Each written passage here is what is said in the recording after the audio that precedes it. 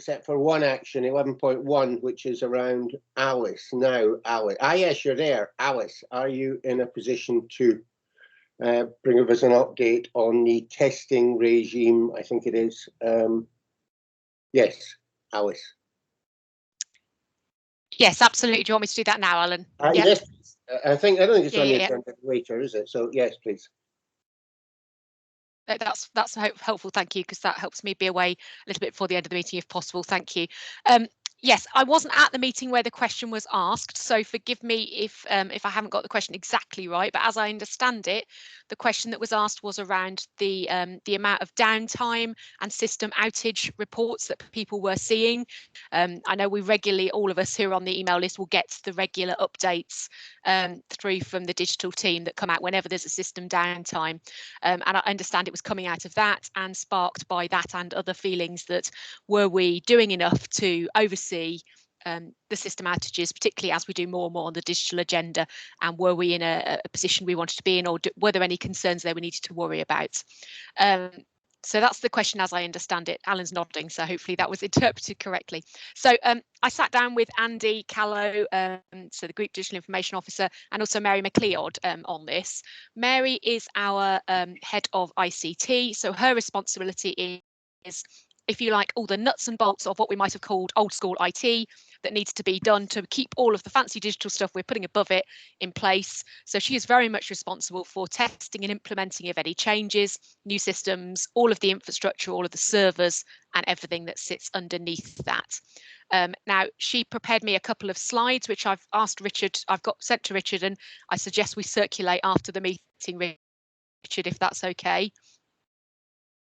Is that all right? Richard's nodding at me. Excellent. I can share them now, but it's probably more detail than we need to talk about now.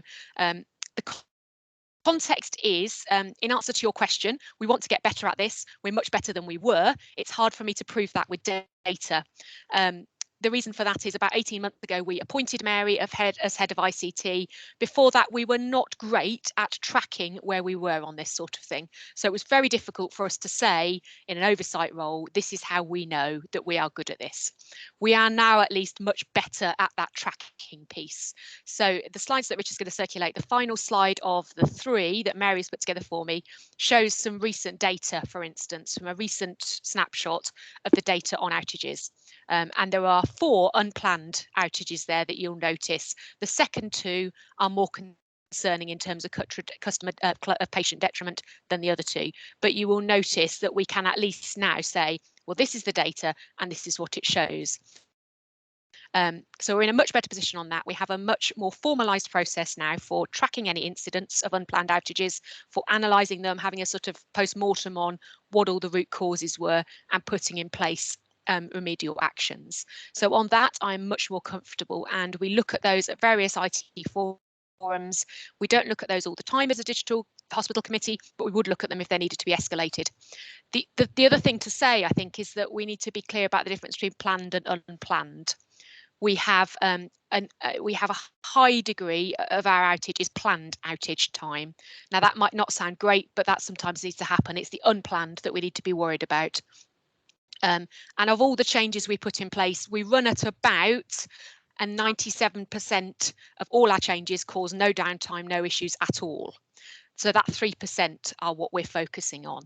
And you'll see on the slide some analysis of that 3%. And I think then the other thing to say is that we're often talking in terms of outages a matter of an hour or so. We are very, very, very rarely talking more than a couple of hours for these outages. And therefore the remedial controls we have in place is quite often around reverting to paper for a brief period, for example, and then that needs to be caught up. I'm not saying that's ideal. That's not where we want to be. We want less and less unplanned, but it's a manageable period of time rather than a very prolonged period of outage. So happy for Richard to circulate those slides, which will give you a bit of context and a bit of comfort that we are at least looking at this. And this is what Mary and her team are doing day in, day out. And we're in a much better position with that team than we were 18 months ago. I've also asked Richard to circulate just 2 slides which look more forward looking to say, yes, we're better at this than we were, but we're not quite where we want to be. And they are 2 slides from our digital strategy, which I know Andy shared with you a few months back when we approved that. And the two themes in the digital strategy which are particularly relevant to this are the getting the basics right and the helping our staff do their job. And if you look at those two slides, you'll see that quite a lot of the metrics which we are now chasing and monitoring and really keeping our eye on at the Digital Hospital Committee are things which are very much linked to this sort of issue. It's getting our core infrastructure and our core software systems to be in a much more resilient and reliable state. So very happy to take any more specific questions. Have a look at the slides and feel free to come back to me after that if you've got any further thoughts or questions on that. Thank you, Alice. Suitably reassuring, as I expected. Anybody got any points they want to raise from that? No, good. It's been a long journey. Those of you who've been around a while, thank you. IT was pretty low grade and pretty moribund 3 years ago, and the investment in both people and systems has been quite remarkable. And we're now certainly up with the pack and in some cases getting ahead of them on this work. And of course, we have a bit of a responsibility in the digital committee to take that to bring Northampton up to the same sort of pace as well. So thank you for that, Alice. Is there anything else anybody has on the action log at all? It all looks closed to me. No, no hands up. Good, thank you. Okay, my report and Debbie's report. I'll mention a few things. I'm sure Debbie's going to talk about some appointments that have been made and some of the current operational issues around COVID recovery and things like that. So confident Debbie will be talking about those things. From my point of view, just to say that the guidance is coming out daily almost on the ICS, on the Integrated Care System, and the advert has appeared for the Chief Executive of the Independent Care System. The decision was made by all the parties that it was best to go to an open advert for that post. The current Chief Executive of the CCG will, I understand, be a candidate, but nevertheless we're going to an open advert, and the interviews will be in, I think, early October for that. And following that, there will be the usual appointments of exec directors and so on. And I know Naomi Eisenstadt is now be giving a lot of thought as the guidance comes out to the membership of the ICS board, and how many non-exec directors she wants on that. And relevant to governors, Krishni Waring from NHFT and I continue to press for a way of involving governors from the two trusts that have them in the discussions about how this might work. And Naomi is now turning her attention to the question of public and patient involvement as we go forward into the ICS. And generally speaking, takes the view that that has not been hugely successful historically under the CCG and under the system, the Partnerships Board, and tended to be passed down to comms departments rather than making it a mainstream thing. So I think we can expect to see some ideas and thoughts beginning to emerge in the not too distant future, and some positive involvement of at least governors from the two trusts and patient reps from other parts of the system. So that's where we are with the ICS. Debbie will talk about the appointments here. And just to say, we are doing a lot of work on, there's a number of little non-exec and exec director working groups going at the moment. Probably the most relevant one is the one on governance. Every NHS trust now, under the guidance that came out this summer, has a responsibility to collaborate with other NHS trusts. Now, that degree of collaboration is a bit variable, and we were obviously with Northampton somewhat ahead of the game there as we started to form this collaboration, in our case for kind of other reasons, really. So we're now facing the same problem that many other trusts are facing, which is governance under collaboration arrangements. And there is no easy answer to this. We live with complex rules. The Foundation Trust, of which you're a governor, has a different set of governance rules from an NHS trust, which is Northampton. And the idea of committees in common is pretty normal in this process, and indeed boards in common, forming committees in common. But nevertheless, it's a tricky problem to make sure that you're doing enough to behave as a group and collaborate and meet NHS guidance, but also doing enough to pay attention to the hospital of which you are a non-exec director. So the working group is thinking quite hard about how to do that, and I think the best thing to call it is a work in progress. There's no easy answer here. There's a bit of evolution. There are some exemplars around of people who've been doing it for a while up in the Manchester area and the Northern Care Alliance and so on, but they're not quite the same as we are. And so this is the topic of some conversation, as you might expect, amongst chairs and so on. And I'd expect you guys as governors to have been thinking and talking a bit about the committee structure and so on. So just to assure you that we are working on that, and we don't have an answer because there isn't an answer. But we're talking to our lawyers, we're talking to our non-execs, we're talking to our governance leads, and we're talking to others up and down the country on what's the best way to think about good governance, good committees, good governance, good non-execs, good governors going forward in this collaborative environment, which is quite different to the environment that set up foundation trusts. For those of you that have been around a long time, foundation trusts were set up largely on the idea of being an independent island that simply sold its services and charged, and that was pretty much how it worked, under payment by results. We now live in a much more collaborative integrated care system. And so there's a whole load of quite difficult questions to be asked about how do you use a governance system designed for independence in a health service designed for collaboration. So I just thought I'd say to you, I don't have an answer to that, but we're not immune to the thinking, and we understand the problem, and we're working our way through that. So that's my bit finished. I think we'll just go straight on to Debbie, and then you can ask any of us questions on both parts. Debbie. Thanks, Chair, and good morning, everybody. Can you hear me okay? I haven't got my earphones with me. Yeah, perfect, thank you. So I'll start with COVID. We have currently got 23 positive COVID patients in the hospital at the moment. That number has increased slightly in the last week, but is fluctuating now anywhere between 18 and 25. 2 of those patients are currently in ITU, and that's decreased in the last week. We had 6 at worst case. We are still seeing the same as last time I reported, which is 50% of the patients who are in are working age adults and have been vaccinated. So still an interesting mix of patients coming in. Today we are on Opal 4, which, as you know, is the highest level of operational escalation. All our beds are full. We have patients in escalation areas, so in the cath lab, in the discharge suite, and they've been in there overnight. And this is not because we are having too many admissions. The admissions are fairly static. It's that we are not getting patients out of hospital quickly enough. As of today, we have got 40 patients who are medically fit to leave. And what we are also now starting to see is patients who are coming in are sicker and are needing to stay longer with us. Sorry, that's the dog now having a moment. Typical.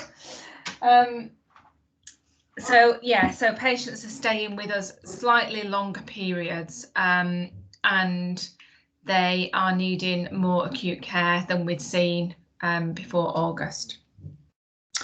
So what that means is from the IGR that you'll see later, you'll see that we're having an increase in our stranded and super stranded patients because, of course, they're staying with us for longer periods of time. On top of that, we are struggling at the moment with short-term sickness.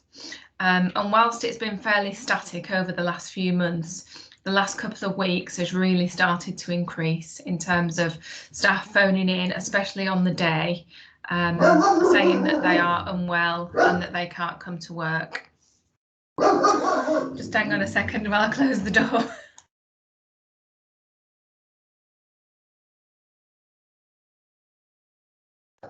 I'm on my own at home, so the dog is having a moment.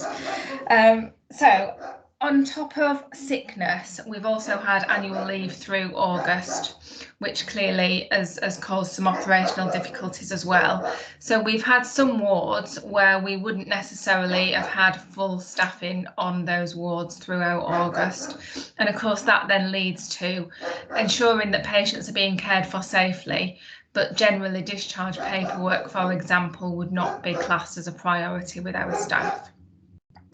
So to mitigate that, we've made sure that our matrons and our managers are on the wards, that they are supporting the teams with discharge and supporting the doctors. So today, for example, the nurse director, medical director are all out and about in the organisation, supporting our staff with board rounds and ward rounds.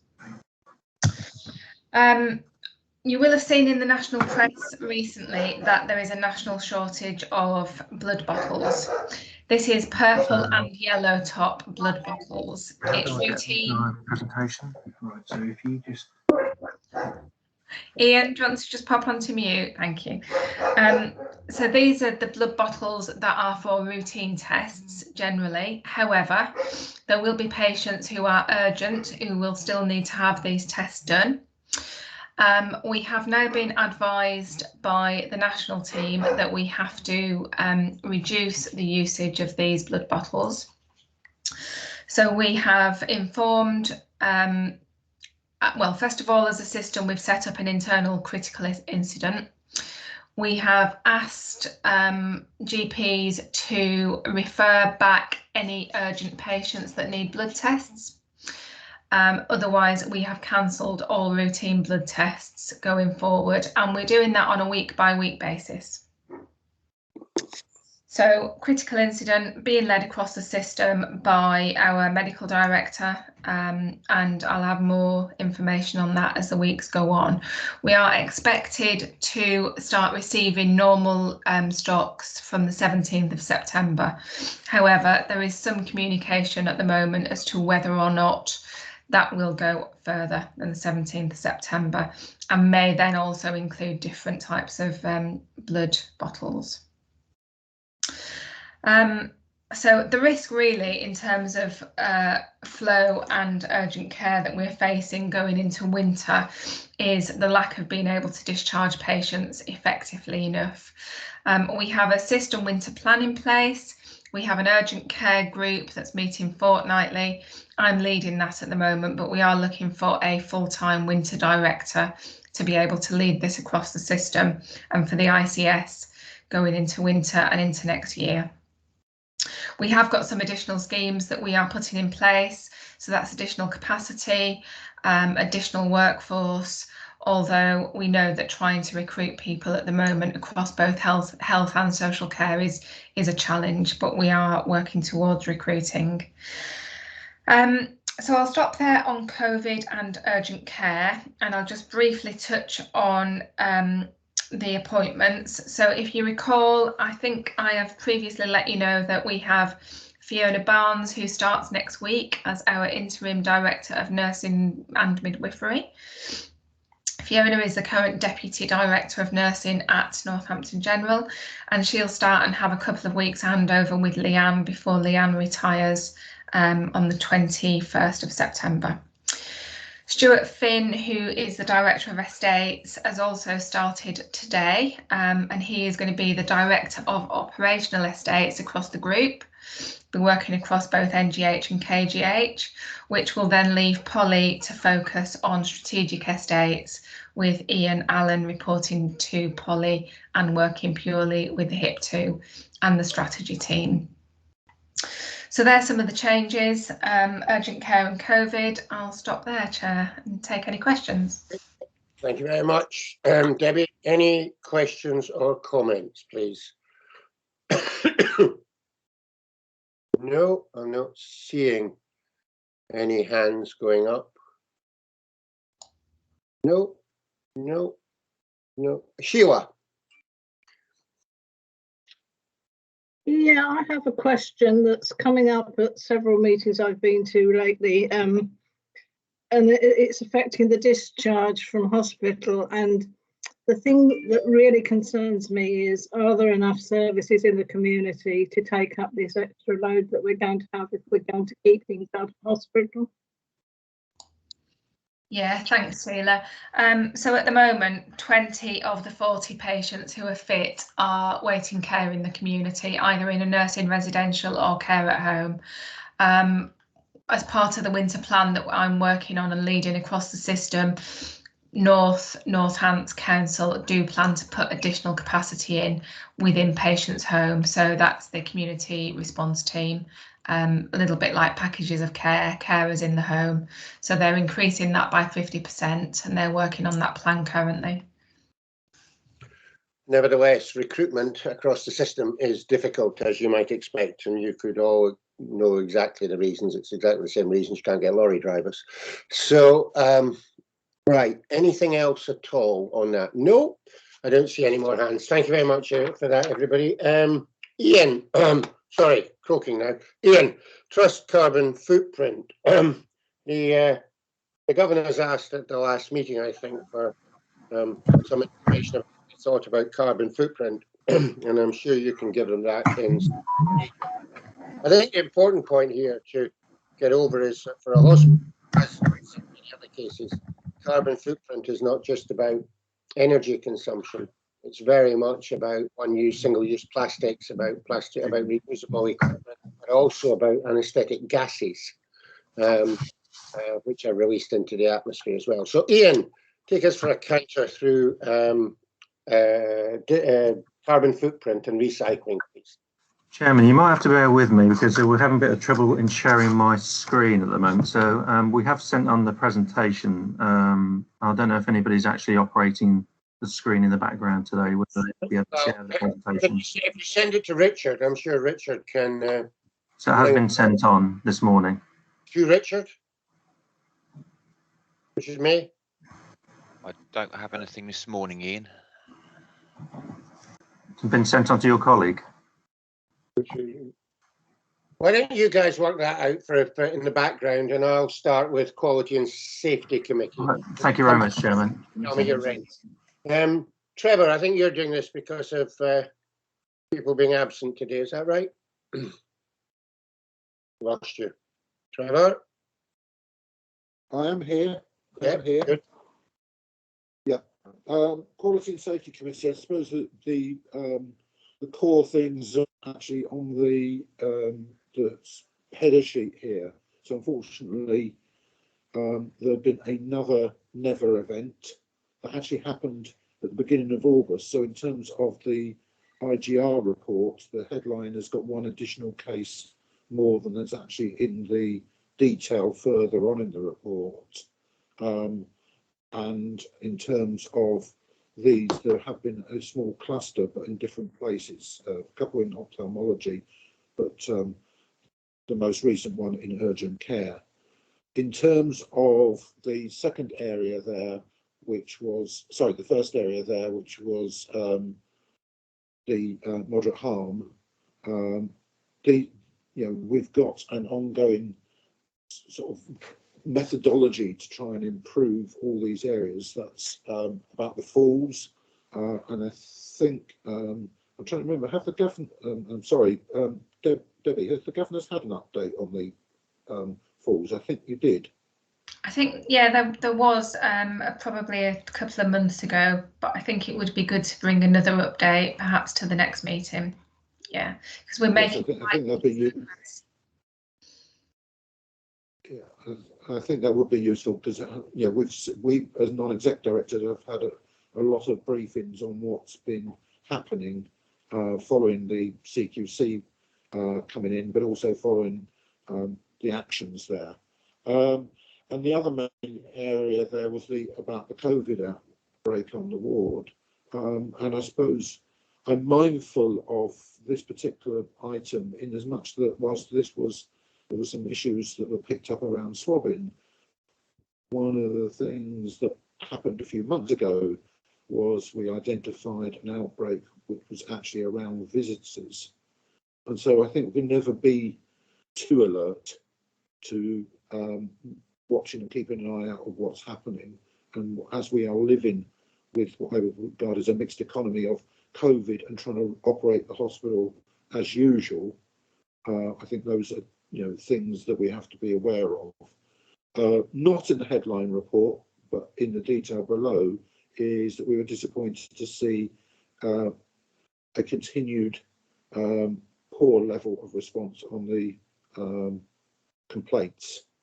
That is a slight reduction yet again on the complaints, despite the fact so much effort's put in.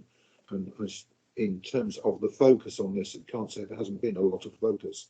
So actually, what the answer is, how we can support the departments, because I think, crucially, we are seeing at Opal 4, there is a lot of effort going into lots of things in the hospital, but actually, how do we run the complaints in parallel with that is something we need to be thinking of going forward. Thank you. Okay, thank you, Trevor. Mo and then Sheila, please. Thanks, Trevor. There was a never event in which an intravenous drug was given orally. I wonder if we have the outcome of this investigation. Do we know how it happened and how can we avoid it again? I think Debbie's coming in on that one. Yeah, thanks, Trevor. So the investigation is still ongoing at the moment, Mohammed, and we'll have that probably in the next few weeks. We have put some immediate actions in place to prevent it happening again. There was a human factor to this. It was human error by all accounts. But yeah, we will be able to update you further as we go. There was no harm to the patient. I think that's important that you know. I didn't expect any harm because it intravenous drugs orally will be digested anyway, whatever it is. It's just being aware of what you're doing. Thank you. Thank you, Sheila. Sorry, just unmuting. Yes, I did bring this up with Richard May, actually. I would ask, could the governors be alerted to these never events before they hit the press, please? Because after the eye problems, I had 3 phone calls in quick succession about an article in the Telegraph that I knew nothing about. It's quite embarrassing, to say the least of it. I think Debbie's saying, well, yes, we'll try. Some of these come at us in a strange way, but I think we'll try and improve our communication on that. Yeah, I think had the safeguarding meetings not been cancelled at the last minute, I might have known about it, but I doubt whether the rest of the governors would have done. I did know about the oxygen problem because that came up at a safeguarding meeting I was at. But nevertheless, we need to be alerted. Thank you. Yeah, thanks for raising that, Sheila. I'll work with Richard, who I think is on the call. Richard Apps, best way to do that. Yeah, Okay. we will sort that out.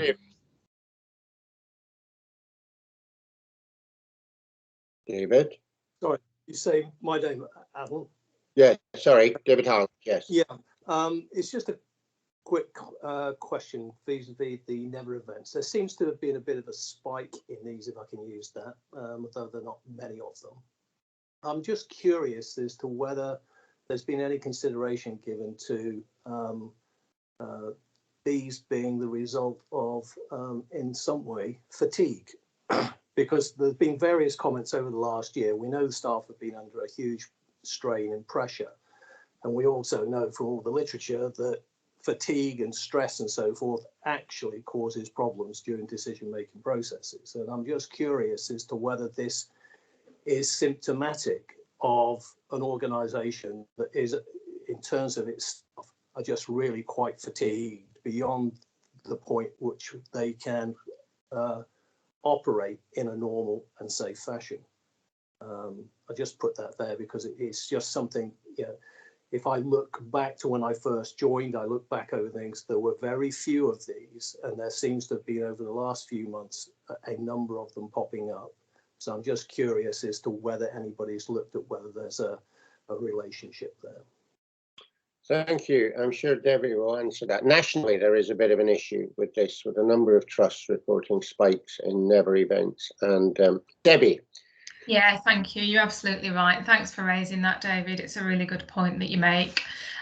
Yes, we have looked at it and continue to look at it. Human factors are definitely there. What I am planning to do over the next 2 months is meet with each of the individual 4 teams just to understand from them what they've learned, have we given them enough support, and what else we can do as an organisation to make sure that it doesn't happen again. That's outside of the investigation.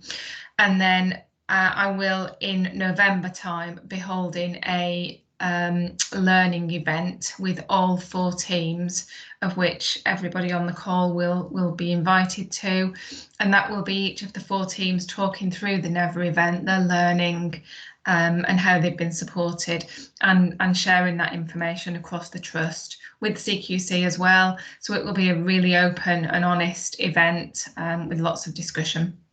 We'll be doing that in November. Okay, thanks, Debbie. It's difficult to, you know, the board spends quite a bit of time thinking about how to strike the balance between what we do for our patients and what we do for our staff. And it's particularly difficult at the moment. Everybody knows recruitment is extremely difficult. The overseas recruitment that we had planned for the last 2 years has obviously been extremely difficult, to say the least, particularly the nurses coming from southern India, Kerala, but other places as well. But there is, you know, as we all know, a loss of, following Brexit, of a number of categories of staff as well. And then Debbie talks about the sickness and absence rate. We were obviously affected by what was colloquially known as the pingdemic. That's abated, but nevertheless, our staff have to work with pretty tight protocols on when they can come into work. So all of this striking the balance, and given we're under Opal 4 pressure, it doesn't seem as if there's an easy way to limit what we do. We're also working extremely hard to try and catch up on the elective workload. We have a very good record, one of the best in the country on 12-month waiters, and we want to make sure we stay in that position.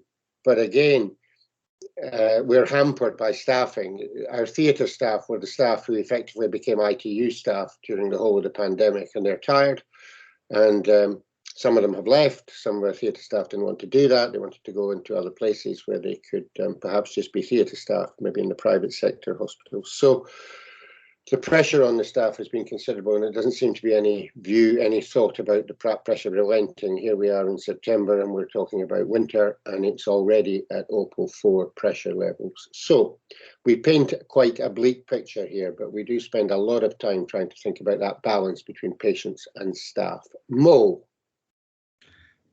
We have a debt of gratitude to the nursing staff in the hospital, and here and NGH as well, actually. They're persevering very well despite lack of numbers. But I wanted to point out the country of the Philippines. It is a nursing factory, the Philippines, and they speak very well English very well mannered people, and I would seek to identify the production from Philippines, really. Thank you. Yes, thanks, Mo. I agree, and we do look at all those places, but international travel is a bit tricky at the moment, was really the point I was making. And but yes, we do have quite a wide-ranging international recruitment. Kerala is an important one, long-term with Northampton and now with us, but there are other ones. Okay, thank you for that helpful conversation, guys. I think we're done there. Is Ian ready to go with this presentation? Does anybody know? Yes, we're good to go. Yep. Okay, let's go back to the carbon footprint presentation, then we'll pick up on the committees running through the list after that. Hello, Chairman and committee. Thank you for inviting me along today to talk about carbon footprint and recycling. I've got a short slide deck which I've put together, which hopefully Richard is going to drive for me. So Richard, if you could put the presentation on the screen, please. Okay, just sharing.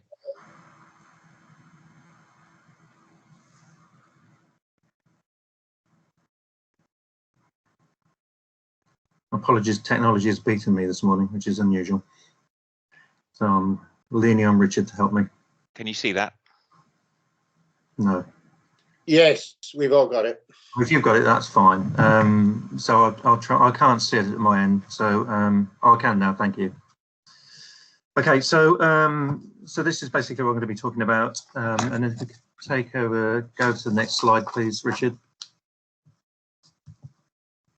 So I thought if we're going to talk about the carbon footprint, it would be worth just putting some sort of context around what it's all about, why are we doing it, recognising that there are some national objectives for the NHS in terms of improving its position in terms of carbon.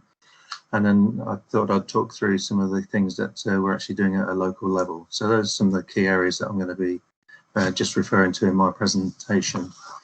Next slide, please. So just to set some sort of scene, we are getting warmer, and I can see that without listening to the national press, because I use something called degree days to help me monitor the performance of our energy usage on site, whether it's heating or cooling. This is information which is readily available to me, so that I can sort of forecast how we're doing in terms of energy performance. And there is a clear change in emphasis in terms of how warm the winters are and how hot the summers are. So, for example, I can tell you that in terms of gas consumption, which is generally used for heating, we're on quite an even keel. So even though you might feel as though sometimes we're having cold winters, actually the winters are a lot warmer, and the degree day data that which we are recording illustrates that, and that's the little graph on the left-hand side. The graph on the right-hand side shows that we are actually enjoying some warmer summers, and therefore that is having a bearing in terms of how we use our electricity on site. So in days gone by, when I first started in the NHS many years ago, the peak electrical load always used to occur around about February, but now we're seeing the peak in August, and that's driven by the fact that we have a lot more air conditioning systems in place to try and keep ourselves cool in our old building stock. Obviously there are other drivers, so there's a lot more technology on site than there was 30 years ago. So everybody's got a computer at the desktop now, where previously that wasn't the case. There's a lot more IT systems in the background that we work with. We have more medical scanners. So, for example, we've got 3 MRIs on site now, where previously we had no MRIs. We've got 4 CT scanners operating on site, where previously we only had 1 CT scanner. And then, as I mentioned a moment ago, we have a lot more cooling systems on site. We have modern buildings which use air conditioning, and we have retrofitted air conditioning to existing buildings. So that's some of the drivers in terms of carbon footprint. Next slide, please. Next slide, please, Richard.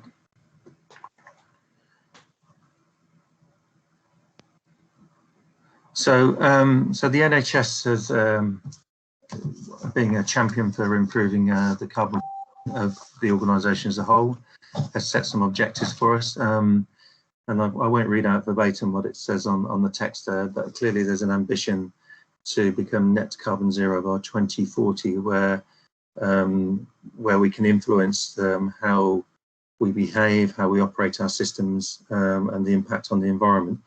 And there's sort of in the initial stages of achieving net carbon zero, there are probably 2 clear thrusts for us as an organisation. It's what we do ourselves and directly affects carbon footprint, and then how we can influence the people who we indirectly control. So that might be the utility providers, it might be suppliers who bring stuff to site. It's how we can influence their behaviours in terms of reducing their impact on the carbon footprint that is associated with the trust. Next slide, please. So just to really touch on, give you some sort of idea about what's been happening with all the stuff that's going on in terms of improving our position in terms of energy usage and carbon footprint. This little sketch here shows the impact of wind technologies, for example. So you will have seen lots of wind turbines being put up around the country, and obviously we have the stuff to the to the east of Kettering, and if you look to the west, there's a lot of stuff along the A14. But it is having a material impact in terms of the ability to offset what we get from power stations. So where coal-fired power stations are generating electricity, the blue dotted line there shows the impact of wind power. And there have been some occasions last year when we've been able to, as a country, been able to turn off gas-fired power stations and coal-fired power stations because we are generating enough electricity from the wind, which is really good news. So this position should only get better with time. Next slide, please.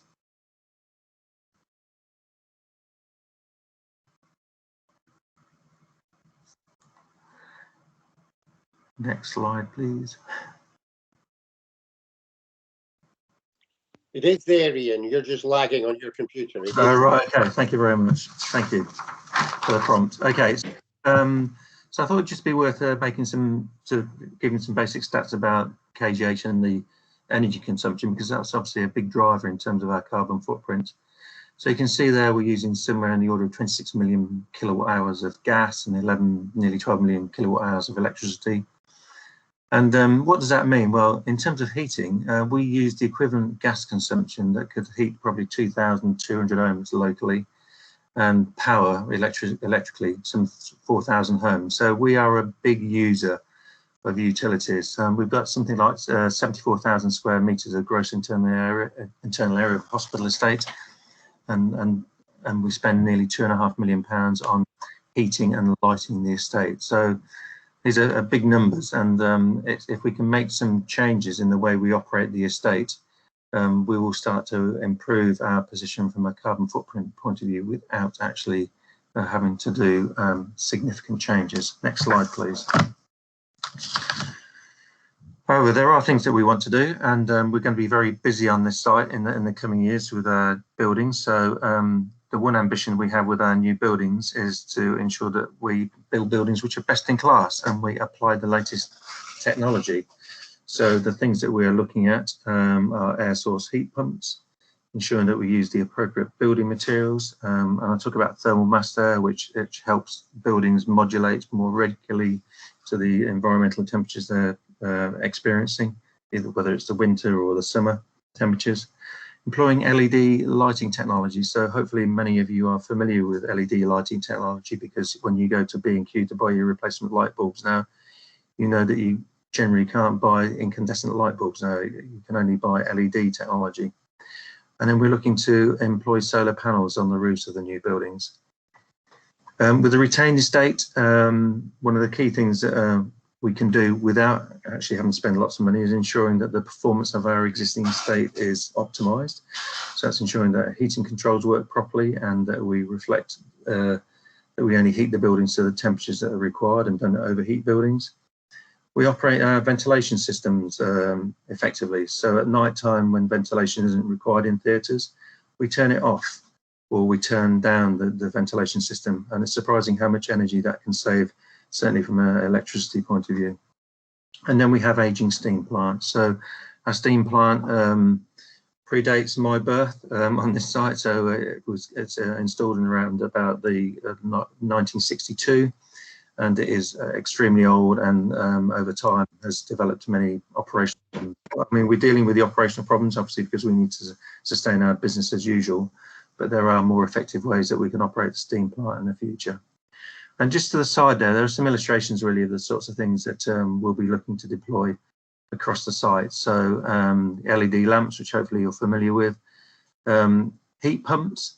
So basically a heat pump is something which is like your refrigerator at home, but it can be made to work in the reverse way. So instead of cooling buildings, it can heat buildings by taking advantage of the external environmental conditions and reverse cycling refrigeration systems to heat internal buildings, the inside of buildings. The buildings do have to be designed in a way to support those sorts of systems, because quite often the performance that we can get out of those systems isn't as we would have expected with traditional low pressure hot water heat. But nonetheless, it is a very cost effective way of heating buildings. And then finally, in the bottom right hand corner, there's a little illustration there about how potentially we could be using combined heat and power or cogeneration as it's called there on site, to generate our own electricity and use the waste heat from that production of electricity to heat our buildings. So those are some of the systems that we're going to be looking to deploy in our new buildings as we develop our HIP 2 thinking. Next slide, please. So just as an example about the benefits of some of the technologies we're looking to apply, this is just a very simple example on the right-hand side about why LED lighting is worth pursuing, even though it may be a little bit more expensive initially. It uses 75% less energy than a traditional incandescent lighting bulb. So it speaks for itself really in terms of the energy saved. And if we're using less energy, obviously that improves our carbon footprint. And generally, as we've gone around the side doing refurbishment projects, we have always retrofitted LED lighting. And on the left-hand side of the slide there, you'll see some examples of the areas where we have been working over the past 2 to 3 years to do improvements to the site, and we have retrofitted LED lighting. Point of note is from September 23, it's intended that the fluorescent lamp tubes, which do exist quite significantly across the whole of the site, will be from sale. So we will have to have a plan to replace those existing lighting systems with LED systems. So that's something we're currently looking at. Next slide, please. So it's not all about engineering systems, it's also about behaviours.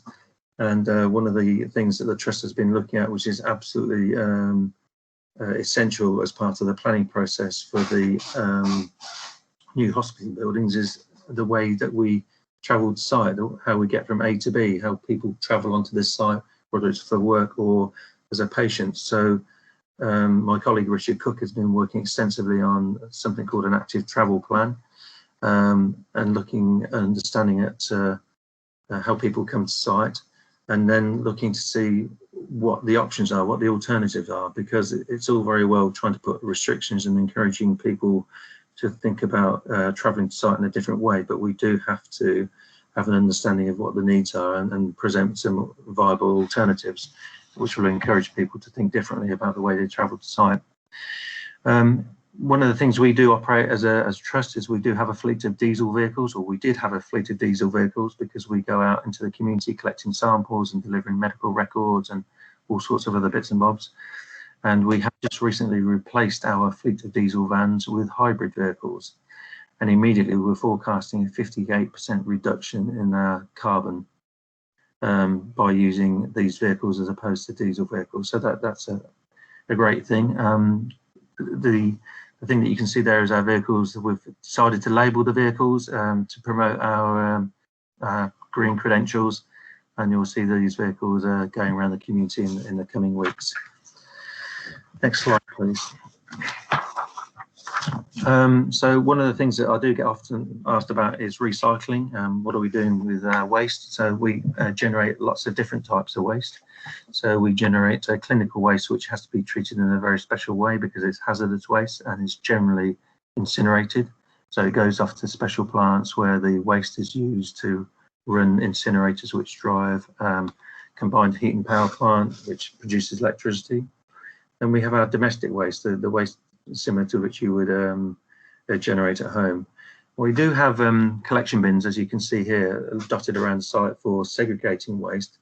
But generally, that's a bit of a misnomer, if I'm honest, because the waste goes off to a sorting centre. So there is a sorting centre operated by Veolia, and they get all the waste and they sort the waste to try and remove as much as the recyclable waste as is possible before the waste is sent off for either incineration or landfill. Generally, our waste is incinerated. It goes through a similar process I talked about a moment ago for the waste. Interestingly, we are increasing our recycling rates. So last year we did 310 tonnes of our total waste was recycled, and that's an increase of 7.1% over the previous year. We are working with our waste providers to see what other things we can put in place to improve our recycling rates.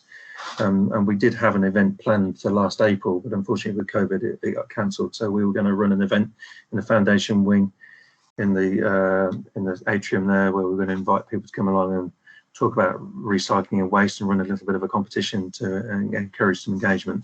We hope to get that off the ground again as soon as it's safe to run that sort of exercise. Next slide, please. So some of you will be in this picture, Mr. Chairman, notably. We signed up as the plastic reduction pledge about 12 months ago, and what that means is that we have removed single-use plastics from our catering service. So things like plastic knives and forks, which would generally be used once and then thrown away. We've removed those from service and we've replaced them with a biodegradable alternative. We've also worked with our third-party providers, that's Costa and Baguette Away, to ensure that they're following the same path as ourselves, and we are removing as much of the single-use plastic as possible and putting alternatives in. So whether it's plastics which can be recycled or cardboard containers which can be sent off for recycling. And we are reporting on that in the latest ERIC returns, I believe. So I haven't got the exact numbers with me, unfortunately, but I can give that to you at a later date. Next slide, please. So just to wrap up, really, some of the things that are on the agenda coming up. So we are looking at a new energy centre. So colleagues on the call today, Trevor Shipman has been kindly helping with sourcing a professional team to come up with a solution for the future of the energy needs on the site, which will replace our ageing infrastructure, which is a contributor to our current carbon position. We'll be looking at, as I mentioned earlier, about the fluorescent lamps disappearing from sale in September 23. We'll be looking at a comprehensive programme of relamping the site using LED technology and taking savings that delivers. We'll be learning lessons from our colleagues at Northampton General Hospital. So Dr. Claire Topping, who is the sustainability lead there, has been working with clinicians to replace the traditional anaesthetic gases with alternatives which have got a less harmful impact on the ozone layer. So I think that's a really quite innovative and exciting development, which we're hoping that Claire will start to work with our guys across there to see if we can implement the same sort of a solution has been put in at Northampton. We'll be looking to make improvements to our existing buildings. So a classic there is replacing the windows to places like Rockingham and the main wall block, because they are all metal frame, single glazed windows, which were great in the days when petrol was only 34 pence a gallon in 1972. But clearly, you know, we need to be more cognizant of the cost of energy these days and improving the thermal performance of our buildings. A new estate will be, it will have to comply with the BISRA guidelines for the best performing estate. That's also a prerequisite from our colleagues at NHSI to ensure that we've got the best energy efficient buildings, which we're replacing old stock. And also we'll be continuing on our digital journey, which contributes to our carbon position as well, because we will be paperless, so we won't be generating waste paper, which is going to be shredded and sent off for safe disposal. We're also obviously promoting hot desking, home working off the back of COVID. So COVID has been, whilst COVID has presented many challenges for the trust, it has also driven some behaviours as well in saying, well, it is acceptable to work from home. We've got the technology to enable people to work from home, so they don't need to travel in and spend money on petrol driving a car, which is polluting the atmosphere. And we don't necessarily need to provide a desk space which is going to be heated and lit to accommodate people. So that's just a bit of a flavour for what's coming up. We have got a bit of a carbon roadmap, so this is in draft, but we'll be looking to get it adopted more formally. But as you can see on the carbon roadmap, it's not just about the technical side of things that we do, but there are behavioural things that we need to tackle as well in delivering the aspiration of net carbon zero in the NHS. Thank you, Chairman. Thank you very much, Ian. Just by way of self-congratulations, you should know your chairman and your chief executive both drive all electric vehicles. Now, Mo. Thank you very much, Ian. That was very nice, comprehensive, and to the point. Very, very grateful to the information. It's just as a nose-man, we've spent our lives trying to avoid allergies and dust in the houses. So houses that have, say, air warming systems. I'm a bit worried when you said there's an air source heat pump. How does that work? Would that push hot air in the hospital corridors? Or? Yeah, so basically an air source heat pump would feed effectively radiators within the hospital. There's one of two ways actually. Because generally the heat generated by an air source heat pump is low grade heat, and it's not quite as the same temperatures as you get from a traditional gas fired boiler. We have to be a bit more clever in the way we construct the buildings. So when I talk about thermal mass, we have to build the buildings in a way which work well with the low grade heat. So there's a number of ways that we can deploy that heat. We can put underfloor heating in. So we make sure that the building's got the thermal mass which works well with underfloor heating. Or we can use radiator type solutions where you'll be relying on the convection currents from the radiators to warm the space, especially on the perimeter of buildings where you get the cold spots by windows. But also the low grade heat can also be used for tempering the air that comes in through ventilation systems. I see, but that will not disturb the dust and cause allergies to travel around the place. Correct, yeah. The one thing we do need to avoid is things like comfort cooling systems, because they tend to just stir up the dust in the space.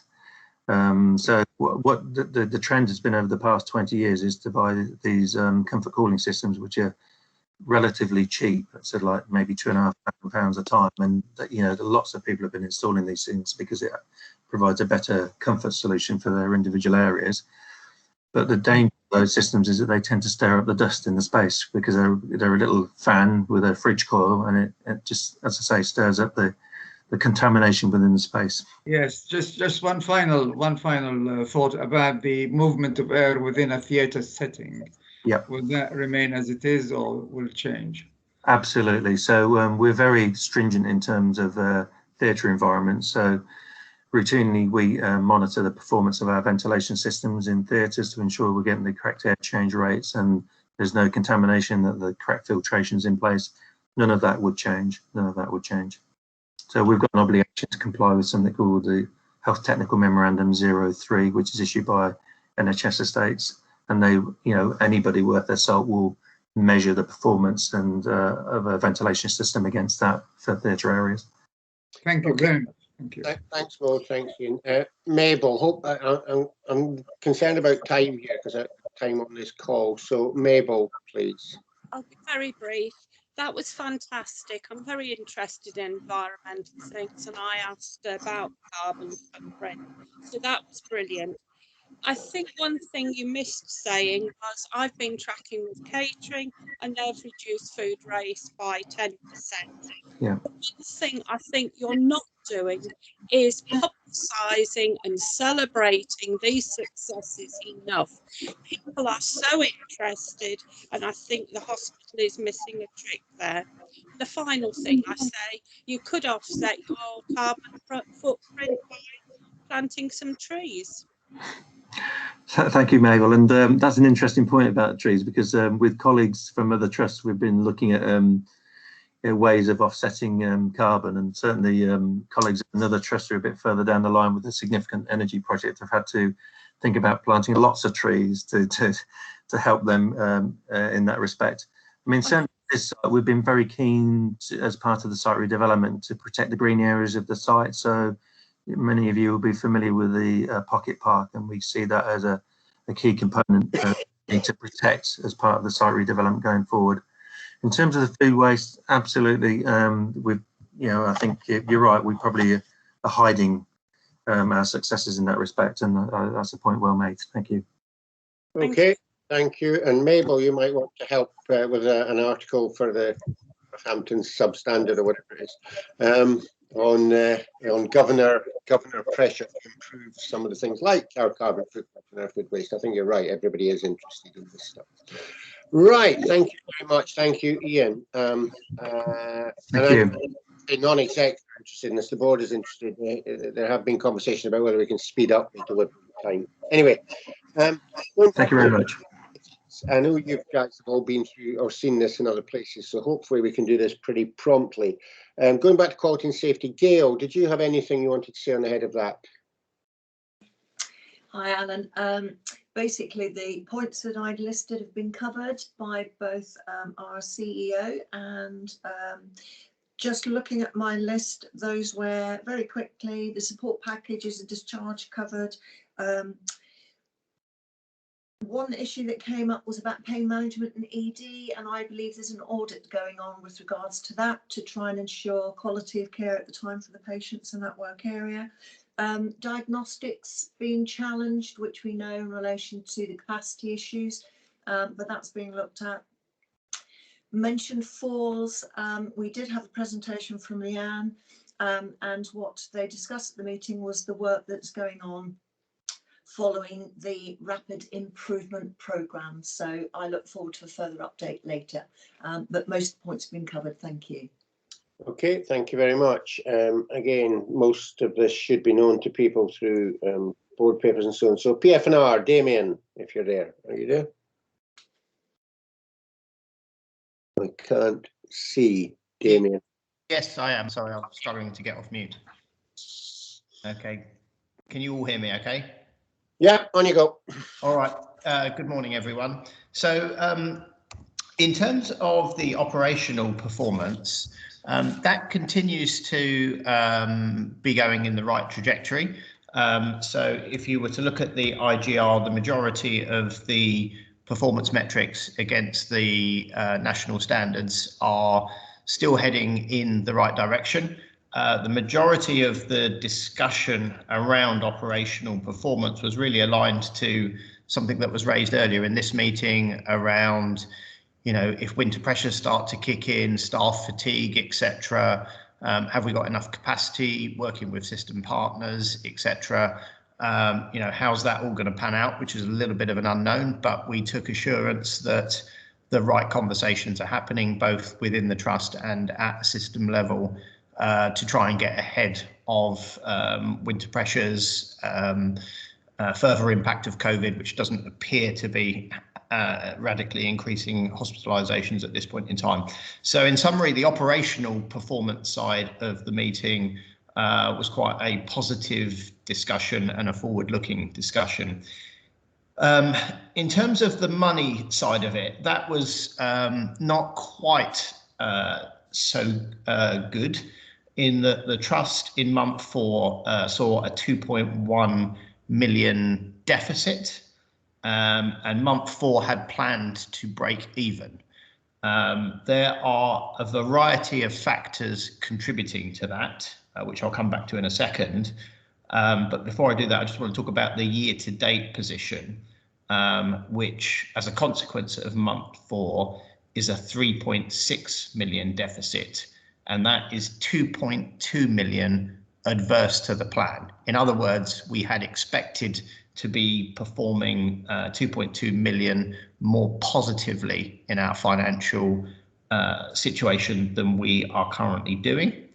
And now the half-1 plan for the trust assumed that we would break even. Now, I think there's quite a significant question mark as to whether that break-even position at half-1 will hold true.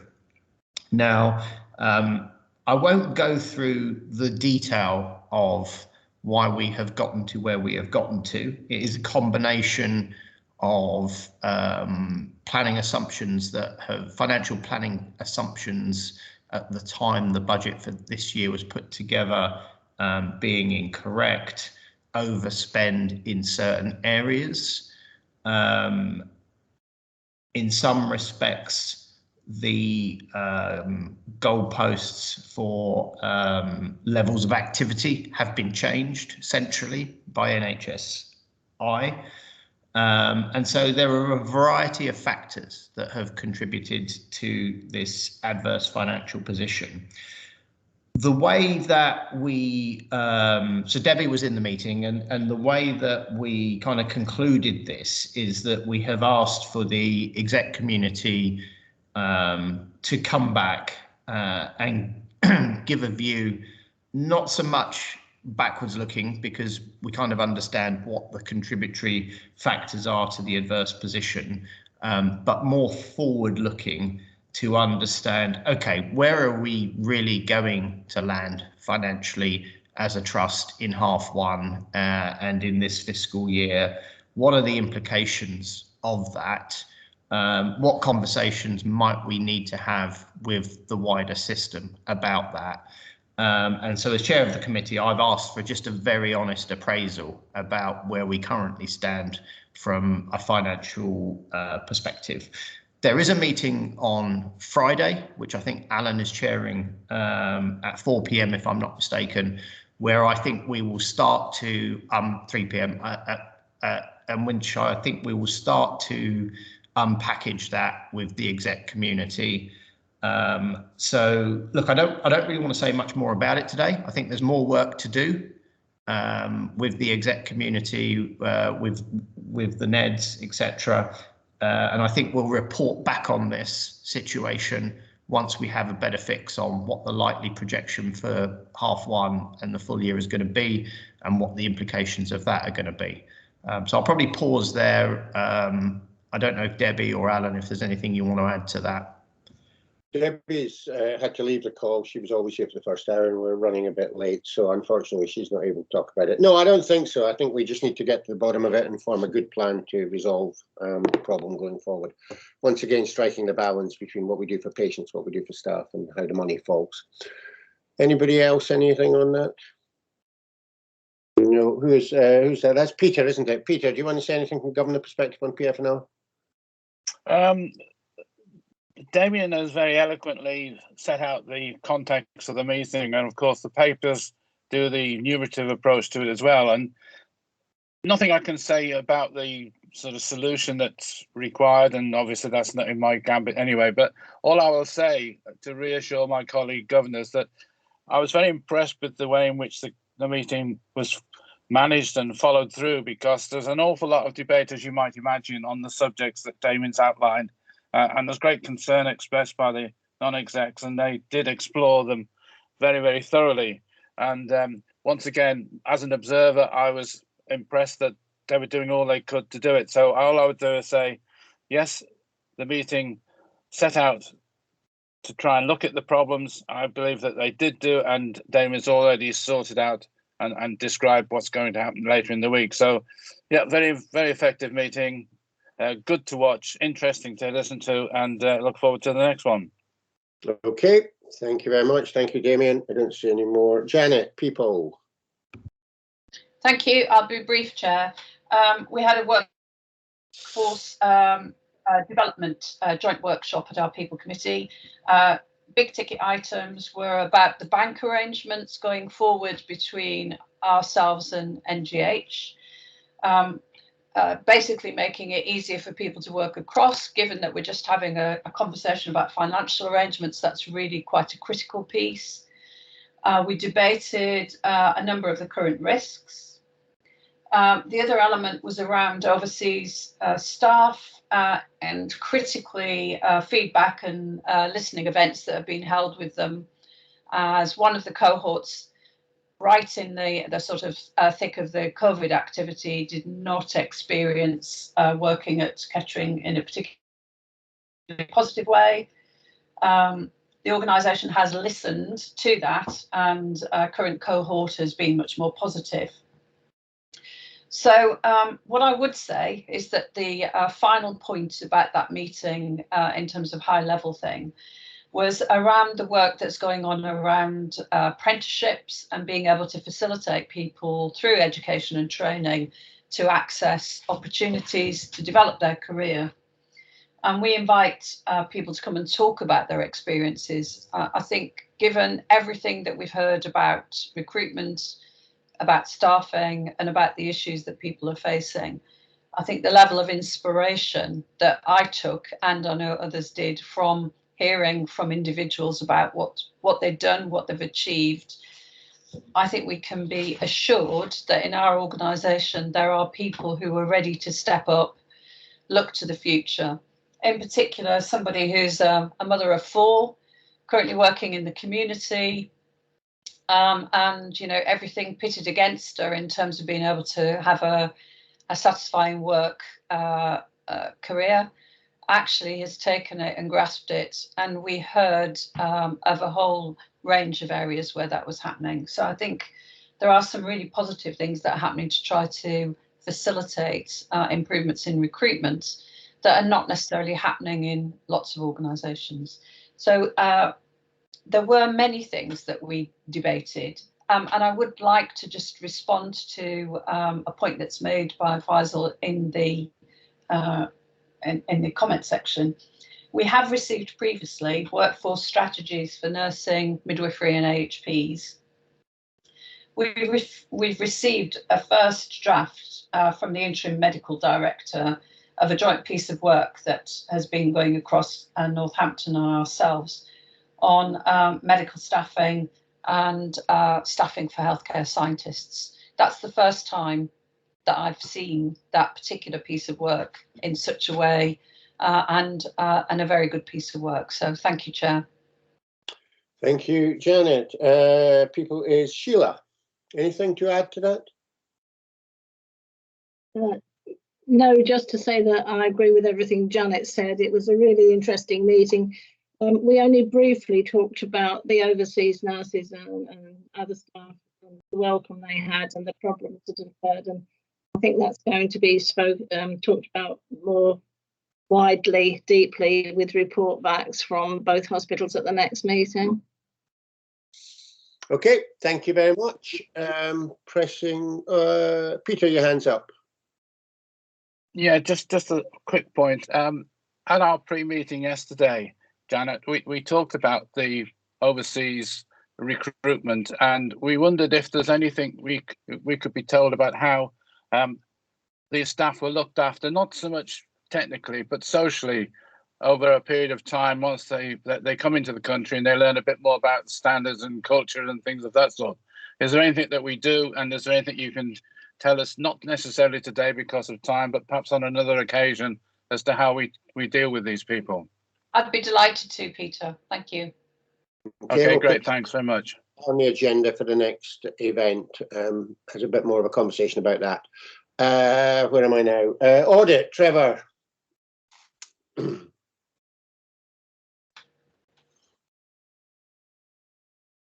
So the audit committee received the final accounts, approved the final accounts, and whilst there was other work going on, that's probably the key part of it. We are meeting again later this month. We are now in September to receive the final report from Grant Thornton, as well as updates on the internal audit programme.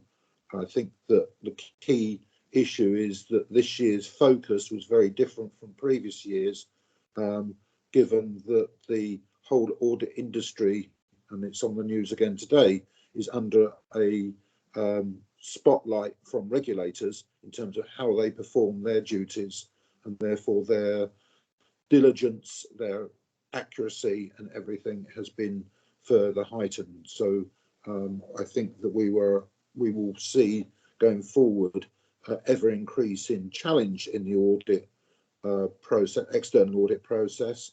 That won't necessarily mean things have changed, but it's about how the auditors are demonstrating that they are fulfilling their task. But that doesn't mean there may not be some substance behind certain things. And as I say, we will see that, I believe, at the next audit meeting, which is due, and I'm struggling slightly, I think it's the 15th of September, because the date changed. Okay, thank you. Mabel.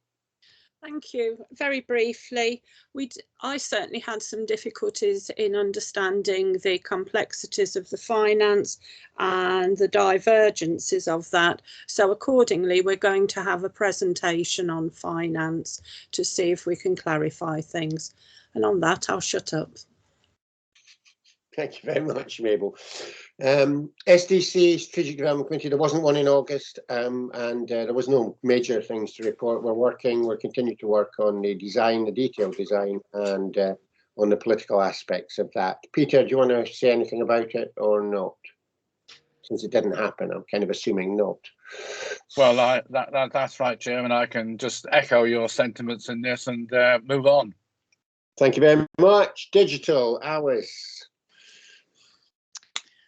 Thanks, Alan. Not much to say. We meet every other month, so we didn't meet in August. But just to say the sort of big issues, stroke risks on the agenda that we're managing at the moment are obviously how we interact with ICS and the system, how we support the collaboration with Northampton, and two things are sort of cropping up and causing us consternation, but we continue to focus on are the health intelligence resource, which we are really struggling with at the moment. That's just a national recruitment environment issue. We've had quite a few people leave and we are struggling to recruit new people, and it's a major focus for a lot of the organisation at the moment. So that's something that Andy is working particularly hard on at the moment, and also working out how we get over some of the delays that have inevitably come along with the Northampton EPR project, which obviously then impacts on how quickly we can share things together. So those are the sort of issues on the agenda that we continue to manage on digital. Thank you very much. So digital, who's digital? Graham, anything on digital you want to add? No, thanks. As Alice said, there wasn't a meeting to attend, so nothing to add to that. Jolly good. Okay. I throw it open to any general questions on anything we've talked about in that entire IGR session. No. Good. Okay. Thank you very much. Non-exec director extension. I'm sure Janet has temporarily flipped out. Gail, over to you. Okay, we had a meeting on the 9th of August where Janet submitted her representation and attended the meeting. You've all received the paperwork, and you will see that the recommendation is to approve Janet for a further term of office. So we put it over to the council to follow our recommendation, please, and confirm that they're happy to proceed. Okay, and I assume you're all agreed to that. I'd just make the point that in the Constitution, where Janet has done her 2 years, and this is her second further renewal, which takes us pretty much to the limit of NHSI appointments. We can legally go one more year. So Janet has been a terrific member of the board over quite a long time and has done a great deal of work on the whole people thing. So we're all happy with that appointment. Yes? Excellent. Yes, happy. Thank you. Good. Thank you very much, everybody, for that. Janet, you can come back in if you're around somewhere. 7, Constitution Review. Richard, you're on for this rather tricky problem when it came up the last time. Let's hope we can make some progress this time. Indeed, let's hope we can. So credit where credit's due. I was on holiday when the group met and made these recommendations, so no credit to me whatsoever, but my name's in the credits, so I'm happy to present it. Taking the paper as read and just picking up on your point, Chair. The Constitution, we're not required to define a significant transaction. Some trusts do, some trusts don't. But what we worked through off the back of the amendments to the Constitution earlier in the year was a process for engagement is required, a process for ensuring the governors are involved in all manner of developments which this process picks up, but particularly on significant transactions. It does reference the monitor, which is still a legal entity, the monitor guidance on thresholds. It describes a process. It puts duties on the Director of Finance, and Council will note this is here for approval, but as part of that, we would ask Alan to ask the board at its meeting when this paper will go, if it's approved today, at the end of the month, to reaffirm its commitment for ongoing engagement with the council. I will leave it there, but just to thank members of the group who are again cited in the paper for the work that they have done on this. Okay, anybody from the group want to say anything? No, Trevor.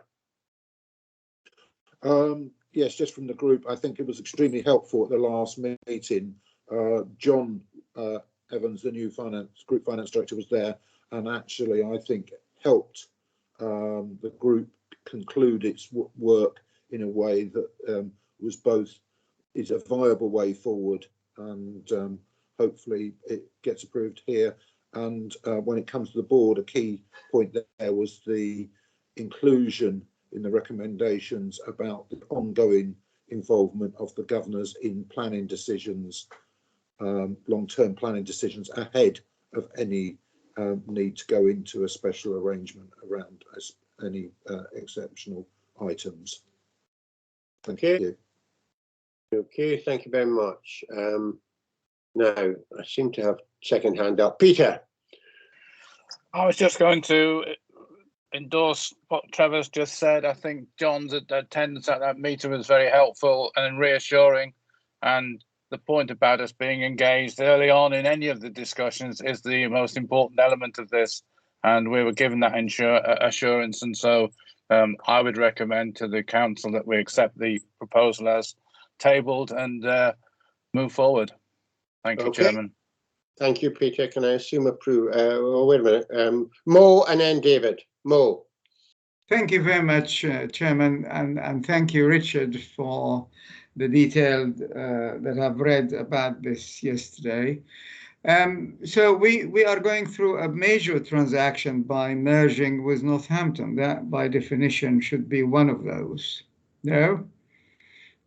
Mo, we are not merging with Northampton. I was going to say I'll leave it to someone else to tell Mo we're not merging, but that's sacrilege, Mo. I'm afraid you've just committed the eternal sin there. Yes. Okay. Fine. What we need to know as governors later on is the mechanics of this unity between the two hospitals. How to get the best out of it. Thank you.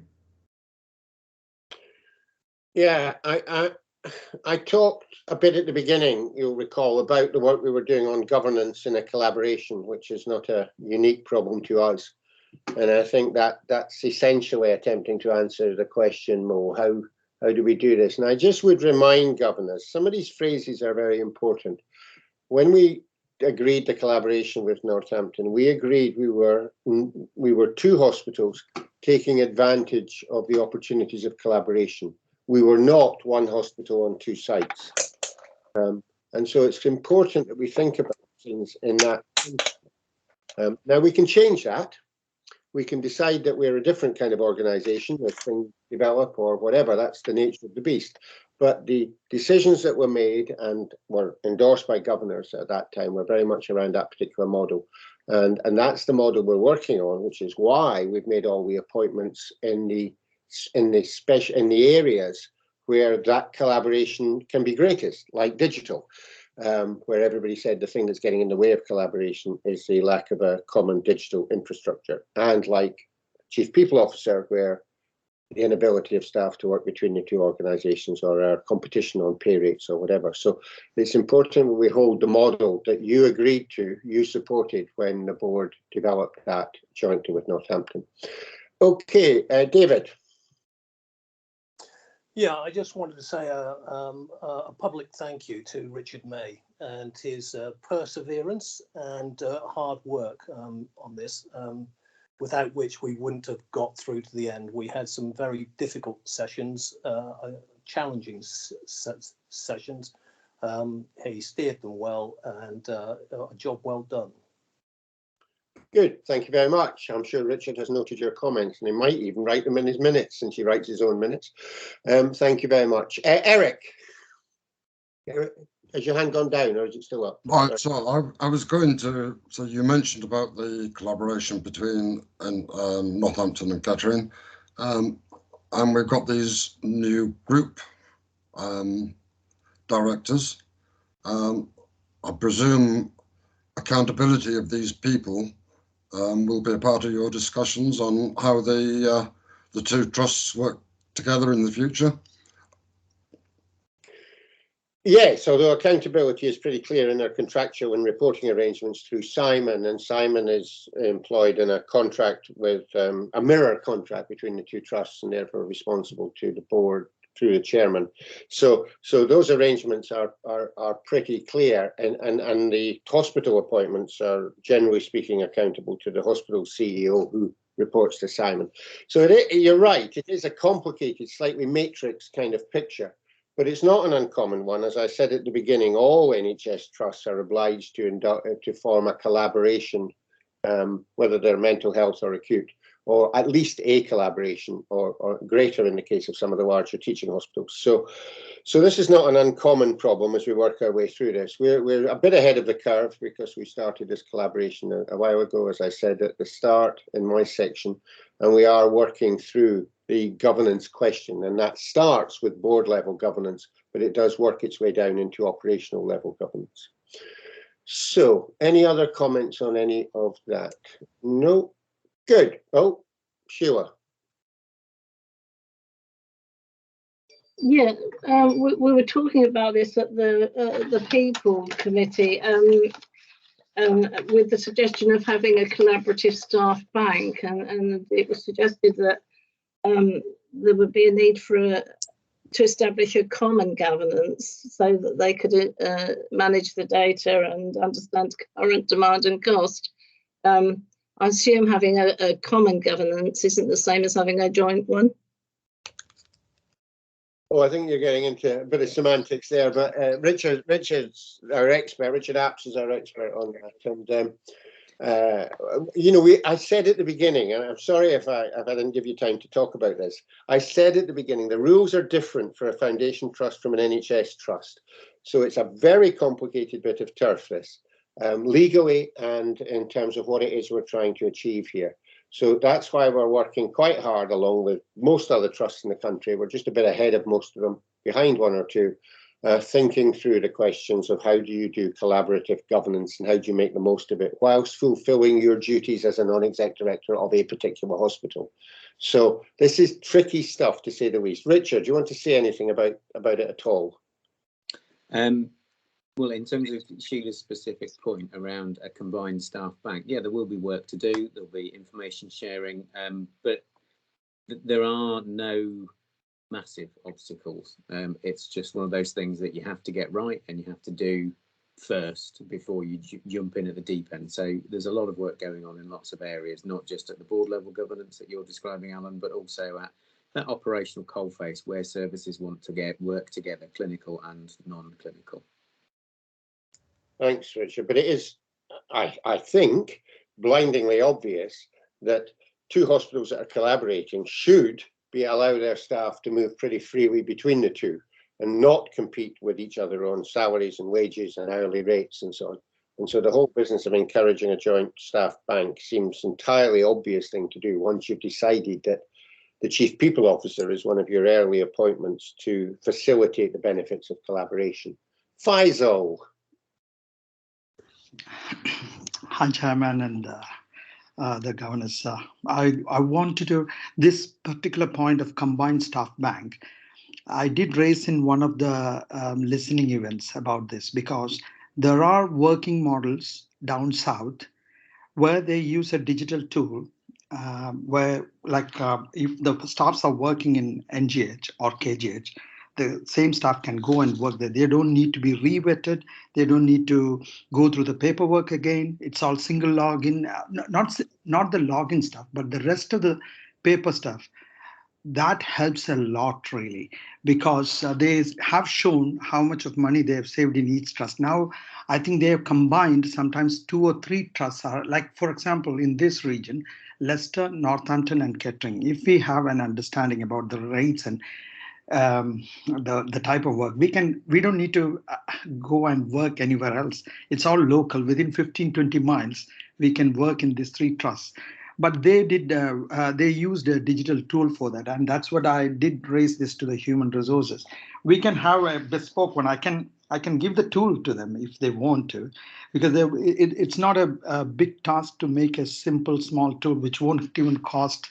I would say it's a 10,000 or 15,000 pounds we can spend and make a tool just bespoke for these two trusts. But that's one solution. And the other thing is, what I found is that the staff members who are leaving the hospital, like the junior doctors, when they leave, then we just take them off from the system. And then we ask them to join the staff bank again. If you ask them, most of them don't want to do that because the paperwork, they hate it. So when they are in the system, we should be able to have a system where we can retain them by using the whatever paperwork we have. So these are the two things I wanted to address. Thank you. Okay, thank you very much, Faisal. I'm sure your Chief Mark Smith has picked it up, and I'm sure Janet has heard what you've had to say in the People Committee. But it is an obvious development as part of the general exercise in recruiting and retaining staff and not competing over them. Right, any other points at all on any of that? No, not seeing anything. Janet says yes, he has it in hand. Good, thank you. Item 8, update from the Community Engagement Group, and another round of congratulations for the prize-winning stuff, Mabel. But over to you, Mabel. Thank you very much. You've all got a short report there. We're short of time, so I'm not going to go through it. Just to say, the group is very enthusiastic, very forward-looking, and I think I ought to just say, watch this space. We've got lots of ideas for the future. Thank you. Okay, thank you. Any comments on the brief paper in the pack? No, no, no, no, no. No.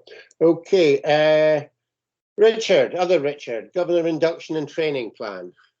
Whichever Richard is doing it. I've got Richard May's name down on my agenda for it.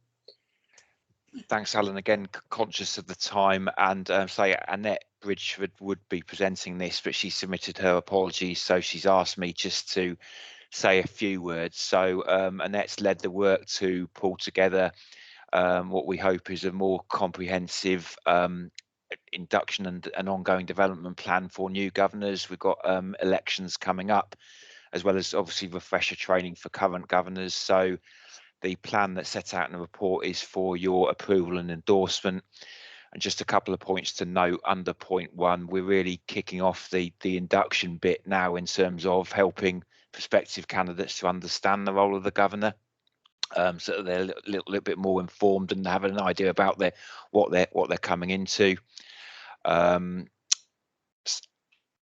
So as I say, the plan, and sorry, the other point was just around the buddying scheme, which we kind of floated last year, and we're looking to bring a little bit more sort of flesh on the bones of how that would work and what that role would involve. And we'll ask the overview group to just agree some parameters there at its next meeting. So the report's for the council's approval. Thank you. Thank you, Richard. It's good to see work being led like by Gail and Mabel and Annette, and that's good to see governors taking forward these kinds of issues. Mo. I must thank you for that lovely and detailed and helpful induction program. Well done. Well done, all of you, in taking part in that. Thank you. Okay, thank you, Mo. Any other comments at all? Are you happy to approve the program that Annette has led the work on producing? Yes. Very happy, Chairman. Good, good, good. Thank you very much, everybody. Okay, any other business? Slightly late, but thank you for catching up and helping with the timing. Graham and Eric. We'll go with Graham first. Thank you, Chairman. Yeah, two things I appreciate some information on in the future. One is I'm getting a lot of concern locally about the future of Isbrook Hospital and the services that are going to be offered in the future there. And the second one is the system for booking or not blood tests around the hospital services. They're getting a lot of complaints about people turning up, not being able to have them and so on. I'm not expecting a particular answer now, but if we could have some information in the near future, that would be most helpful. Okay, thank you, Graham. I presume the blood test issue is the one relating to the tubes that Debbie and us cancelling all unnecessary blood tests. No, it predates that. People not being aware of where they can go and when they can go and so on, both at NEN and at Isbrook and the hospital as well. Oh, okay, thank you. So it's a kind of how to communicate with patients going for blood tests and so on, kind of question. Right, that's part of it, yes. And Yeah. Sheila's nodding, so she's had the same query. Okay, I'm sure one of the Richards will arrange for something to be put into one of the governor updates without waiting for the next council. Probably we'll do it in the governor oversight meetings relating to. Yeah, also, I've had a lot of complaints or a lot of concern about what is being offered at Isbrook in terms of outpatient services, so that would be helpful. Okay, I'm not aware of any issues there, but I thank you for bringing it to our attention. Eric. Yeah, I got a query about outpatients appointments letters. One I've got in front of me it's not mine, it's just a colleague. It was sent within the last 3 weeks, and it gives you the date and the time of the appointment. Next line is Outpatients Department and area blue or area A blue, and then the next one it says telephone. Very confusing. Do they turn up to the outpatients department for an appointment, or do they sit at home waiting for a telephone call? It's not rocket science to have 2 different forms that when the clinician says we'll have a telephone appointment and that's all that's on the form, or it's got to be an outpatients appointment at the hospital or one of the other venues. And some of the clinics, I have one for myself, which actually does eliminate one of the lines. So whoever's in charge of outpatients appointments letters, can they get the act together on that? Because people are getting confused. Indeed. No. Eric, hi, it's Richard. Richard, you might want to respond. So, I was just going to say, Eric, if it's possible, without including the name of the person whose letter it is, would it be possible for you to send me a picture or something like that of that letter so that I can pick it up with the teams? Because that doesn't sound very helpful, does it? And I'd like to resolve it for other patients in the future. It did happen to me a few months ago, and I sorted that out myself by going direct to the relevant department. But I know of one person who's autistic. Patient's name, Eric, and send a screenshot or whatever to Richard. Yeah, will do. Thank you very much. Leave the patient number, please, but give us a patient name. Mo. Just a final thought to finish the meeting. I've just heard from the BBC that the World Health Organization is warning you guys there's a new mutant called Mo. Okay. I don't think that's new news, is it, Mo? It's not news. We've known about that one a long time, Mo. We know all about the mutant that is Mo. Yes. Anyway, it's a little thing with spiky bits sticking out of the top of it. I remember it well. Yes. Anyway, going back, Eric. Yes. Sorry, we were slightly sort of finished your bit there. But if you could send that to Richard, we'll pick that up and we'll have a general look at the communication stuff. Thank you for bringing that to our attention. Peter, you had your hand up. Yeah, it was on a similar theme. I have a query over letters that come through the post, cancelling appointments that were the day before and all the rest of it. So I'll touch base with Richard on it as well. Okay, thank you very much. And in general, if you have these comments, if you contact either of the Richards in advance, we're more likely to have an answer for you on the day or be able to resolve it for you. Don't feel we need to wait for a Council of Governors meeting if you're being approached by members of the public on issues, or you've got a number of people approaching you on particular issues, or ones where you'd like to be able to go back to them. We'd like to support you in your role, so don't feel we need to wait for any council meetings or whatever. Just contact us and tell us what you think the problem is. Okay, thank you very much. I don't see any other business. The next meeting will be on the 1st of December 10 till 12, and as ever at this difficult time, we'll be working out whether it's virtual or face-to-face. But there's a lot of governors, and finding space for all of us with social distancing with the current rules is very difficult. But December is a distance away. We shall see what we can do. Okay, thank you very much, everybody. Thank you for your time this morning. Thank you. Bye-bye. Bye.